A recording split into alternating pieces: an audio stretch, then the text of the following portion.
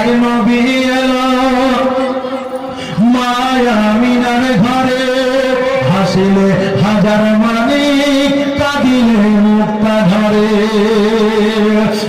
পায়ে নবী এলো মায়া আমিনার ঘরে হাসিলে হাজার মানিক কাঁদিলে মুক্তা ধরে দয়ার নবী যার সাহায্য তার কিসের ভাবনা ছেড়ে দে নৌকা মাঝে যাব মদিনা ও মাঝি পাল তুলে দে আর হেলা করিস না ছেড়ে দে নৌকা মাঝে যাব মদিনা রাদিয়াল্লাহু তাআলা আব্দুল মুত্তালিবের কোলে যখন আমার দয়ার নবীকে উঠে দিলেন সঙ্গে সঙ্গে আপনার মুত্তালিব আমার দয়ার নবীকে আপনার কোলের মধ্যে উঠে নিয়ে একবার আলহামদুলিল্লাহ বললেন আর বলে আমি না আজকে মোহাম্মদকে যখন কোলের মধ্যে উঠে নিলাম আজকে আমার সকল ব্যথা বেদনা যেন সব কিছু দূর হয়ে গেল আমি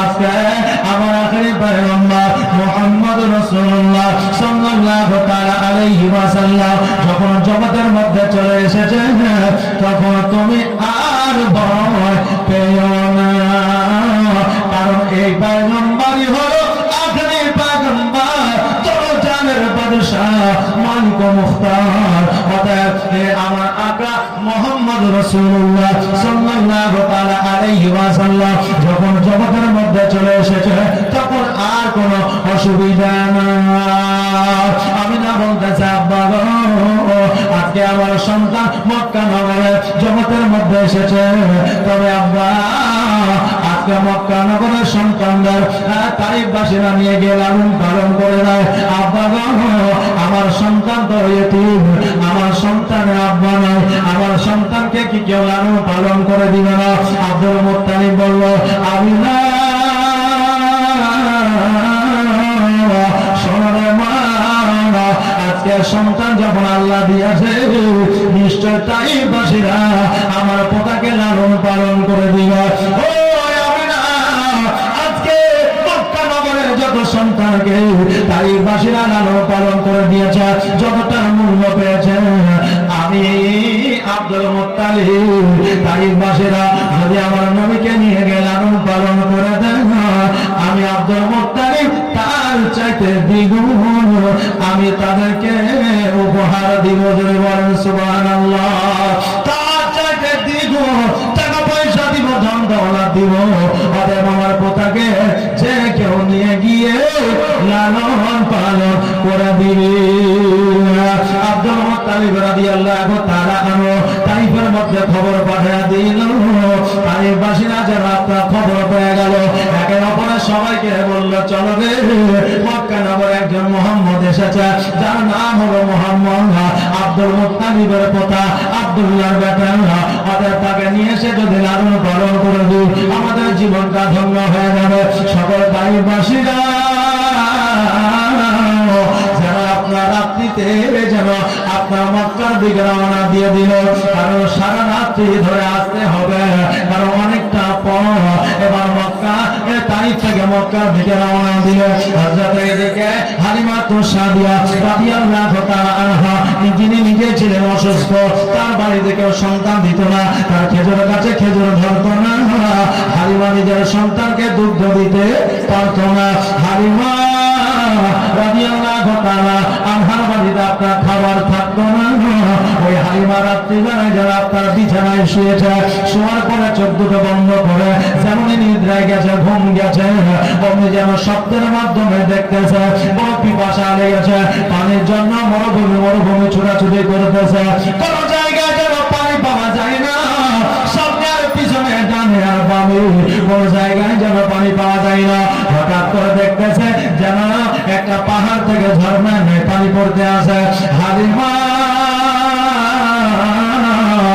রাদিয়াল্লাহু তাআলা আনহা গুটি পায়ে যেন আপনার পাহাড়ের দিকে বলে পাহাড়ের কাছে যায় তালুতে করে যেমন পানি পান করতে যাবে একজন মুখ ভরা দাড়ি মাথায় তার পাগড়ি গায়ে তার জব্বা ওই হাতে বাড়ি দিয়ে যেন পানিটা ফেলে দিল হালিমা বলতেছে আল্লাহর বান্দা আজকে আমি হালিমা কি দোষ করেছি কি এমন ক্ষতি করেছি আজকে আপনি আমাকে পানি পান করতে দিলেন না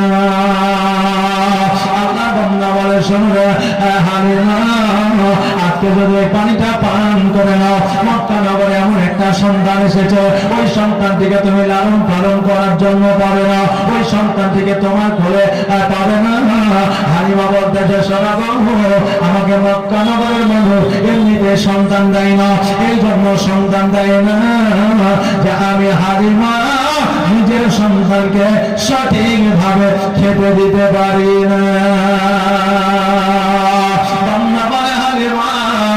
তোমাকে ওই সন্তানটি নিশ্চয় দেবে তুমি সন্তানটিকে পাবে আর সন্তানটিকে যদি তুমি পেয়ে যাও তোমার এই পৃথিবীতে মঙ্গল হবে পরের পৃথিবীতে মঙ্গল হবে হালিমা দেরি করো না জলদি করে মক্কা থেকে তারিখ থেকে মক্কায় রওনা হয়ে যাও বাবাজি ভাইরা চট করে হালিমা যেন স্বপ্নটা ভেঙে গেল সকালবেলা হালিমা সাদিয়া রাদিয়াল্লাহু তাআলা আনহা বাসন টাসন আপনার মাজার পরে ঘরটা পরিষ্কার পরিচ্ছন্ন করার পরে এবার স্বামী হারিসকে ডাক দিয়ে বলে স্বামী গো সব কিছু পরিষ্কার পরিচ্ছন্ন হয়ে গেছে স্বামী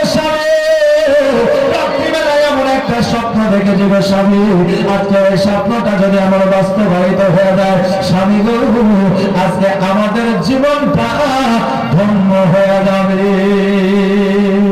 হারিস বলল বিবি রে কি এমন স্বপ্ন দেখেছ হালিমা বলল স্বামী গো মক্কা নগরে এমন একটা সন্তান জন্মগ্রহণ করেছে ওই সন্তানটিকে নিয়ে এসে যদি লালন পালন করে দিতে পারি আমাদের ভাগ্যের দুয়ারটা খুলে যাবে হারিস বলল বিবি রে এই কথা দ্বিতীয়বার আর বলিও না কারণ কতবার মক্কা থেকে ঘুরে এসেছি কেউ আমাদের সন্তান দেয়নি হালিমা আর সন্তান নেওয়ার জন্য মক্কায় মোরা যাব না এই জন্য যাব না আমরা 4-7 দিন ধরে অনাহারে আছি আমাদের মুখ পর্যন্ত 7 দিন ধরে অনাহারে আছে হালিমা অতটা পথ হেঁটে যেতে পারবো না সন্তান যদি না পাবো আমরা পথ হেঁটে আসতে পারবো না ও হালিমা আজকে আমাকে মক্কায় যাওয়ার জন্য বলিও না হালিমা বলতে যে স্বামী গো আপনি তো আমার কথা সবই মানে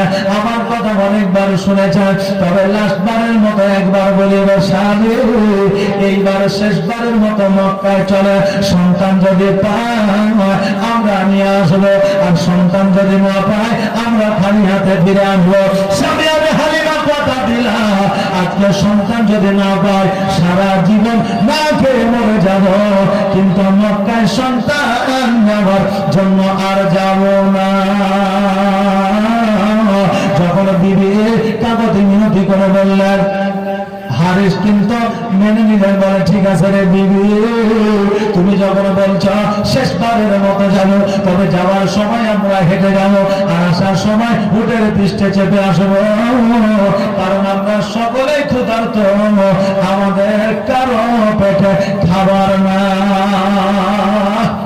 হালিমার কথা শুনে হারিস আপনার রাজি হয়ে গেল কারণ হারিস শুধুই নয় বিবিরা যখন মিষ্টি করে কথা বলে তখন অনেক স্বামী বিবির কথা রাখতে মঞ্জুর হয়ে যায় কথা ঠিক না ভুল মঞ্জুর হয়ে যায় স্বামী যদি রাগ করে আর বিবি যদি একটু মিচকি হাসি দেয় তো স্বামীর রাগ ধ্বংস হয়ে যায় আর বিবি যদি রাগ করে তো বিবিকে মোবাইল কিনে দিতে হয় কসমেটিকের দোকানে নিয়ে যেতে হয় আলতা শ্যাম্পু ঠোঁট পালিশ নখ পালিশ কিনে দিতে হয় প্রয়োজনে একটা নতুন শাড়িও দিতে হয় তারপরে তাদের রাগ মানায় তার আগে মানায় না বাবজি ভাইরা তাহলে নারী কান্নাটা আবার তারা কত সুন্দর করে তৈরি করেছে যে একজন নারীর কাছে যদি স্বামী রাগ করে তো ওই নারীর হাসি দেখলেই স্বামীর রাগ ভেঙে যায় বলে বলেন সুবহানাল্লাহ এই জন্য অনেক পুরুষ আছে যে স্ত্রীদের কথা মতো আপনার স্বামীরা আপনার রাজি হয়ে যায়। বাবারে ভাইরা, হালিমা রাদিয়াল্লাহু তাআলা আনহা যখন বুঝায়া বললেন, স্বামী হারিস রাজি হয়ে গেল। হালিমা যাওয়ার সময় আমরা হেঁটে যাব, আসার সময় মোটর পৃষ্ঠে চেপে আসবো। হালিমা বললেন ঠিক আছে তাই হলো। এবার বাবারে ভাইরা, এবার যেন সকালবেলা হারিস যেন হালিমাকে নিয়ে গুটি গুটি পায়ে মক্কার দিকে রওনা হয়ে গেল। এইদিকে বাবারে ভাইরা, সবাই তাইফবাসীরা আমার নবীজিকে নামার জন্য এসেছে, কিন্তু যখন শুনল তার আব্বা জগতের মধ্যে বেঁচে না, তখন তারা বলল আমরা এই সন্তানকে নিতে পারবো না। আব্দুল মুত্তালিব বলল, ও তাইফবাসীরা, আমার পোতাকে কেন নিয়ে যাবে না, কেন লালন পালন করে দিবে না? এইদিকে তাইফবাসীরা বলল, আব্দুল মুত্তালিব, আজকে তোমার পোতার আব্বা না, আজকে যখন আমরা লালন পালন করে দিব, লালন পালন করে দিয়ে যখন বড় করে দিব, তখন তোমার কাছে মাল ধন আমরা চাইতে পারবো না, কারণ তুমি তো সন্তানের বাপ নাও, তুমি হলে দাদু। তুমি যদি অস্বীকার করে নাও, তোমার কাছে জোর করতে পারবো না, অতএব সন্তানকে আমরা লালন পালন করবো না। আব্দুল মুত্তালিব বলল, তাইফবাসীরা মক্কা থেকে যত সন্তান নিয়ে গেছ, তাদেরকে তারা যতটা ধন সম্পদ দিয়েছে, তার চাইতে দ্বিগুণ ধন সম্পদ আমি দেব, শুধু আমার পোতাকে নিয়ে গেলে লালন পালন করে দাও। তাইফবাসীরা বলল, আব্দুল মুত্তালিব শোনো গো, আজকে কতজনে কত রকমের কথা বললো, কিন্তু সঠিক মূল্য কেউ দিল না, আর তুমি দাদু হইয়া তুমি কেমন করে সঠিক মূল্য দিবে? তাইফবাসীরা বলল, না, তোমার পোতাকে আমরা লালন পালন করে দিতে পারবো না। এই জন্য পারবো না যে তুমি যদি পরক্ষণে সঠিকভাবে আমাদের যদি সোনা দানা টাকা পয়সা আমাদেরকে মূল্য যদি না দাও, তাহলে আমরা জোর করে নিতে পারবো না, যেহেতু সন্তানের বাপ জগতের মধ্যে নাই। আব্দুল মুত্তালিব বলল, তোমরা যদি না নাও, জোর করে বলার কিছুই না, ওদের তোমাদের মন চাইলে তোমরা নাও, না মন চাইলে না নাও। তাইফবাসীরা একে অপরের মধ্যে গল্প করতেছে। ও তাইফবাসীরা শোনো, আমরা ওই সন্তানটিকে নিই আর না নিই সে তো পরের কথা, তবে আমরা শুনেছি ছেলেটির নাকি নুরানিময় চেহারা, ছেলেটির নাকি উজ্জ্বল চেহারা, অর্থাৎ তার চেহারাটা আমরা দেখব, আর আমরা পুনরায় আমরা তাইফে ফিরে যাব, সন্তানটিকে মোরা দেব না। সবাই যখন আমার নবীকে দর্শন করে আর চলে যায়, কেউ আমার নবীকে নেওয়ার জন্য রাজি হয় না, রাজি হয় না। আমিনা রাদিয়াল্লাহু তাআলা আনহা যেন দুই চোখের পানি ছেড়ে দিয়ে কান্দে, আর আল্লাহকে বলে, আল্লাহ গো, আমার সন্তানকে কি কেউ নিয়ে যাবে না? আমার সন্তানকে কি কেউ লালন পালন করে দিবে না? আমার সন্তানকে কি তাইফে নিয়ে যাবে না? আমার সন্তান কি দুধ মাতা পাবে না? আমিনা কান্দে, হায় রে মা আমিনা কান্দে, হায় রে ছেলে কোলে তুলিয়া, কে বাজাবে আমার সোনা আলালকে লইয়া, কে বাজাবে আমার সোনা আলালকে লইয়া। মা আমিনা কান্দে, হায় রে মা আমিনা কান্দে, হায় রে ছেলে কোলে তুলিয়া, কে বাজাবে আমার সোনা আলালকে লইয়া, কে বাজাবে আমার সোনা আলালকে লইয়া।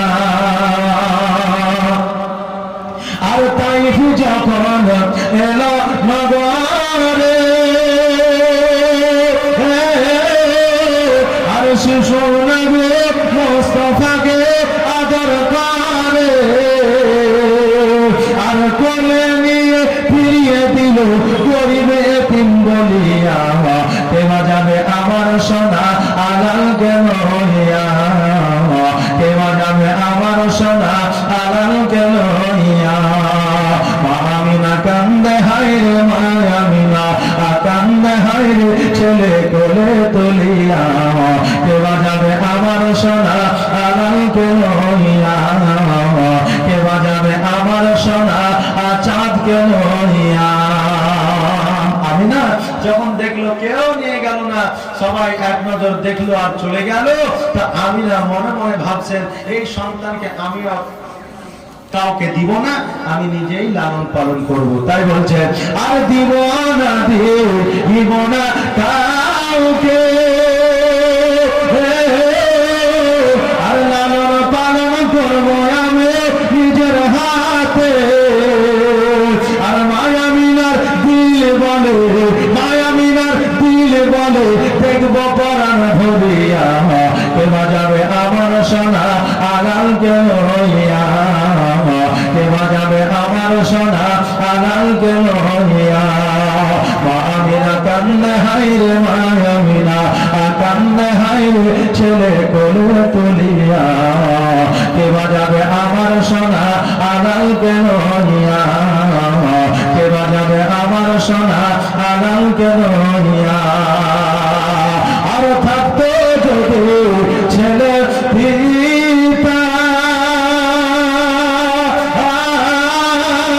আর হাজার দুঃখ হলে করে আসতো না ব্যথা, আর তাহার কথা বলে বলে, তাহার কথা ভেবে ভেবে কলিজা যাই ফাটিয়া, কে বাজাবে আমার সোনা আলালকে লইয়া, কে বাজাবে আমার সোনা আলালকে লইয়া।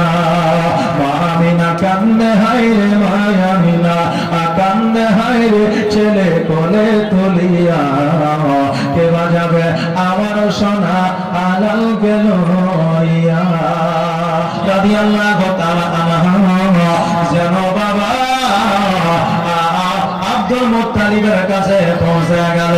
আব্দুল মুত্তালিবকে বলে, ও আব্দুল মুত্তালিব শোনো, আজকে আমি তোমাকে বলি সকল তাইফবাসীরা নবীকে নিব না বলে ঘুরে গেল। ও আব্দুল মুত্তালিব, তুমি যদি আমাকে দাও ওই মুহাম্মদকে, আমি তাকে লালন পালন করে দিও। আব্দুল মুত্তালিব বলে, হালিমা আজকে মক্কা নগরে তোমাকে কেউ সন্তান দেয় না, এই জন্য সন্তান দেয় না। তোমার নিজের সন্তানকে তুমি দুগ্ধ দিতে পারো না, তোমার বাড়িতে খাবার জোটে না, তোমার খেজুর গাছে খেজুর হয় না, তোমার বকরিতে দুগ্ধ দেয় না।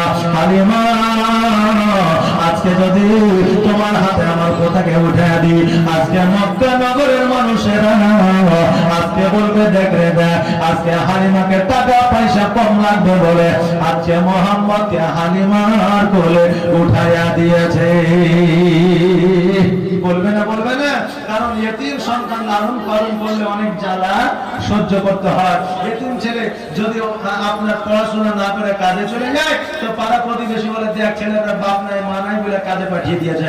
আবার যদি এমএ বিএ পর্যন্ত পড়াশোনা করে, তো গ্রামের মানুষেরা আবার আলোচনা করে, দেখ পরের বাপের টাকা পেয়েছে তো তাই পড়াশোনা করে নিয়েছে। বুঝলেন, যেদিকে যাবে সেদিকে দোষ। এই জন্য এতিম লালন পালন করা আপনার জ্বালা আছে। এই জন্য তো আমার রাসূল পাক সাল্লাল্লাহু আলাইহি ওয়াসাল্লাম বলেছেন, এতিমকে টাকা দিয়ে, পয়সা দিয়ে, ধন দিয়ে, সম্পদ দিয়ে যদি সহযোগিতা করে, যদি টাকা পয়সা ধন দৌলত দিয়ে যদি সহযোগিতা না করতে পারে, যদি এতিমের মাথায় একবার হাত বুলিয়ে দেয়, তো আল্লাহ তাআলা তাকে একটা মাকবুল হজের সব দিয়ে দেয়। জোরে বলেন সুবহানাল্লাহ। বাবাজি ভাইরা, আমার মায়েরা, তাই এতিমের যন্ত্রণা বড় যন্ত্রণা। বাবাজি ভাইরা, আমার হালিমা তো সাদিয়া রাদিয়াল্লাহু তাআলা আনহা বললেন, ও আব্দুল মুত্তালিব শোনো গো, আজকে আমি তোমাকে কথা দিলাম, কথা দিলাম, আজকে আমার সন্তান ঠিক মতো খেতে পায় না ঠিকই, আমার বকরিতে দুগ্ধ দেয় না ঠিকই, আমার খেজুর গাছে খেজুর হয় না ঠিকই, তবে আমি তোমাকে কথা দিলাম, আমার যতক্ষণ পর্যন্ত জান আছে প্রাণ আছে, ততক্ষণ পর্যন্ত আমি মুহাম্মদকে ক্ষুধার্ত অবস্থায় রাখব না। আব্দুল মুত্তালিব, তুমি তোমার পোতাকে আমার কোলে উঠে দাও, আমি কথা দিলাম যে আমি তোমার পোতাকে ক্ষুধার্ত রাখব না। আব্দুল মুত্তালিব বলে, হালিমা আমার তরফ থেকে, আমার দিক থেকে কোনো অসুবিধা নাই, তবে শোনো রে হালিমা, আজকে যদি মা আমিনা তোমার কোলে যদি মুহাম্মদকে উঠাইয়া দেয়, আমি কোন রকম ভাবে বাধা দিব না। হালিমা রাদিয়াল্লাহু তাআলা আনহা আব্দুল মুত্তালিবের কাছ থেকে আমার মা আমিনার কাছে যখন হাজির হয়েছে, আমার নবীজি হালিমার দিকে যেন টুকটুক করে তাকাতে আরম্ভ করেছে। আমিনা বলল, মুহাম্মদ আজকে এত টাইম দাসী তোমাকে দেখার জন্য আসলো, তোমাকে দেখলো কিন্তু তুমি তাদেরকে দেখলে না। আর হালিমা যখন তোমাকে দেখার জন্য এসেছে তুমি হালিমার দিকে তাকিয়েছো, কারণটা কি? নবী আমার বলেছিল, মা আমি নবী, আমাকে আল্লাহ রহমতের ভান্ডার করে পাঠিয়েছে, আমাকে যারা ভালোবাসবে গো মা আমি তাদেরকে ভালো না বেসে থাকবো না, আমি থাকতে পারবো না। ও গো মা, হালিমা তো সাদিয়া রাদিয়াল্লাহু তাআলা আনহা বাড়ি থেকে নিয়াত করে এসেছে গো মা আমাকে নিব বলে। অতএব হালিমা অন্তরে একটা মহব্বত আমার প্রতি আছে, এই জন্য আমি নবীজি হালিমার দিকে তাকিয়েছি। আর তাইফবাসীরা আমার প্রতি মহব্বত করে না, মহব্বত দেখায় না, এই জন্য আমি তাইফবাসীদের দিকে তাকাই না। অন্যান্য তাইফবাসীদের দিকে আমি তাকাই না। আমি না বলতেছে ও বড় হালিমা, আজকে মুহাম্মদ যখন তোমার দিকে তাকিয়েছে আমি কথা দিই না, আজকে আমার সন্তান মুহাম্মদকে তোমার করে উঠাইয়া দিব।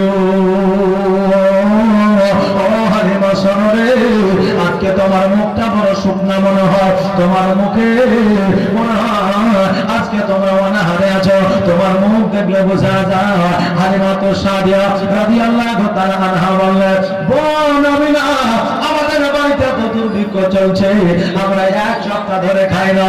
ও আমিনা, আজকে আমরা এক সপ্তাহ ধরে অনাহারে আছি। আমার নবীজিকে হালিমার করে উঠে দিলেন। আর আমিনা বললে, হালিমা একটু দাঁড়িয়ে যাও রে বোন, আমি তোমার জন্য দুইটা খেজুর নিয়ে আসি। এবার ঘরের মধ্যে গেলেন, যাওয়ার পরে দুইটা খেজুর নিয়ে এসে দিলেন। আর বললেন, খেজুর দুটা তুমি একটা খাও, তোমার স্বামীকে একটা দাও, এই খেজুর গুলো খাইলে তোমাদের খোদা নিবারণ হয়ে যাবে। আমরা বলবো, হুজুর একটা খেজুরে কে কোনদিন খোদা আপনার নিবারণ হয়? আমরা বলবো না, বলবো না, একটা খেজুর খাইলে খোদা তখনকার আমলের নিবারণ হয়ে যেত। কারণ যে তখনকার খেজুরের একটা গুণাবলী আলাদা ছিল। আর এখন যে খেজুরগুলো আমরা পাই এগুলো হচ্ছে পোলিও যুক্ত, মানে পোলিও রোগ হয়ে গেছে খেজুরগুলোকে। এই জন্য এই খেজুরকে আমরা তৃপ্তিও পাই না, স্বাদও পাই না। রাসূল পাক সাল্লাল্লাহু আলাইহি সাল্লাম বলেছেন, আপনার আজওয়া বলে একটা খেজুর আছে, ওই খেজুরটা যদি বলে 4টা খেয়ে নেওয়া হয় তো সাপে যদি, বিষাক্ত সাপে যদি দংশন করে দেয় তবুও ওই খেজুর খাওয়ার গুণে ওই বিষে আক্রান্ত করতে পারবে না ওই বান্দাকে। জোরে বলেন সুবহানাল্লাহ। তাহলে খেজুরের কি গুণ ছিল বা আছে বেরাদার, আজকে ওই একটা খেজুর খাইলে ক্ষুধা নিবারণ হতো। কেমন করে? ছাতু বুঝেন, ছাতু ছাতু বুঝেন তো? আগে আমাদের মা খালারা দাদিরা করতো না, ওই আপনার চাল ডালকে ভেজে আপনার পিষাই করে ছাতু করতো। বন্যার ভয়ে, বন্যা আসলে ছাতু আমাদের পানি দিয়ে ভিজিয়ে খাওয়া হবে নাকি? তো ওই ছাতু সকালবেলা যদি একবার খেলেন তো সারাদিন আপনার খিদে লাগে না। কেন বলেন তো? সারাদিন শুধু পানি খেতে মন চায় নাকি? আর পানি খেলে পেটটা পূরণ হয়ে যায়। তেমনই তখনকার আমলে একটা খেজুর খেলে সারাদিন পিপাসা লাগতো, আর পানি খেলে পেটটা পূরণ হয়ে যেত। হালিমাকে বললেন, হালিমা তুমি আর দেরি করো না রে বোন, আজকে শোনো শোনো, এই খেজুরটা তুমি খেয়ে নাও আর পানিটা পান করে নাও। হালিমা ওই খেজুরটা না খাইয়া খেজুরটাকে জানো আপনার আঁচলের মধ্যে বাঁধতেছে। আমি না বললো, হালিমা আজকে খেজুর দিলাম তোমাকে খাওয়ার জন্য, আঁচলের মধ্যে বাঁধছো, কারণটা কি? হালিমা বলতেছে, আমি না বোন রে, আজকে কোন মা কোন সন্তানকে ছাড়িয়া খাইতে পারে কি? আজকে কোন মা সন্তানের কোন অসুবিধা হইলে মা শান্তিতে ঘুমাইতে পারে কি? আমি না বললো না, তবে তোমার খেজুর বাঁধার কারণটা কি? হালিমা বললো, শোনো রে, আজকে আমার বাড়িতে একটা সন্তান আছে, যেই সন্তানও অনাহারে আছে, যার নাম হলো যুবরা। আজকে এই খেজুরটা বাড়িতে নিয়ে গিয়া আমার সন্তানকে খাওয়াইব। মা কাকে বলে দেখেন, যে নিজে না খাইয়া সন্তানকে খাওয়াবো। মা সবচেয়ে একটা বড় মিথ্যা কথা বলে কি জানেন? সন্তানকে পছন্দের জিনিসটা খাওয়ায়, আর সন্তান যখন বলে মা তুমি খাবে না, তখন মা বলে যে বাপ তোর খাওয়া হলে আমার খাওয়া হবে। বলে কি বলে না, যে তোর খাওয়া হলে আমার খাওয়া হবে। কিন্তু আমার খাওয়া হলে কি অপর কাউরের খাওয়া হবে? হবে না। তাহলে মা মিথ্যা কথা বলছে? আল্লাহ রাসূল সাল্লাল্লাহু আলাইহি সাল্লাম বলেছেন যে মায়ের ওই মিথ্যা কথার কারণে আল্লাহ ওই মাকে জান্নাতে দিবে। জোরে বলেন সুবহানাল্লাহ। বাবাজি ভাইরা, আল্লাহ তাবারক তাআলা মায়েদের বড় নিয়ামত করে জগতের মধ্যে পাঠিয়েছে। আলিমা বললাম আমার সন্তানকে খেজুরটা খাওয়াবো। আমি না বললো হালিমা তুমি আগে বলো না কেন? তোমাকে আরো 2টা খেজুর দিয়েছি, বাড়িতে যাইয়া আজকে তোমার সন্তানকে লইয়া তোমার স্বামীকে লইয়া তুমি সহ খেজুর গুলা খাইবে আর পানি পান করবে। আর একটা দিক লক্ষ্য করবে রে হালিমা, আমার সন্তান যেন কোন রকম কোনদিন দুঃখ ব্যথা বেদনা না পেয়ে যায়। এইরকম মা আমরাও পেয়েছি না পাইনি? বাবা আমাদেরকে খাইয়েছে, মা খাইনি। আমাদের জ্বর হয়নি, মা রাত্রে ঘুমায়নি। আমরা রাত্রিবেলায় কান্না করলে মাও কান্না করেছে। আমরা রাত্রিবেলায় প্রস্রাব পায়খানা করে দিলে মা আমাকে তাড়াতাড়ি পরিষ্কার পরিচ্ছন্ন করেছে। যদি আমরা মায়ের কাপড় ভিজা দিয়েছে, তবু ওই মা ভিজা কাপড়ে আপনার শুয়ে আছে আর শুকনা কাপড়ে সন্তানকে শুয়েছে। বলে আমার বাবাজি ভাইরা, আজকে এই মা ভক্ত, আজকে এই মায়ের কথা মনে করিয়া, আজকে মায়ের কথা স্মরণ করিয়া, আজকে কত জনের মা অন্ধকার কবরে শুয়ে আছে।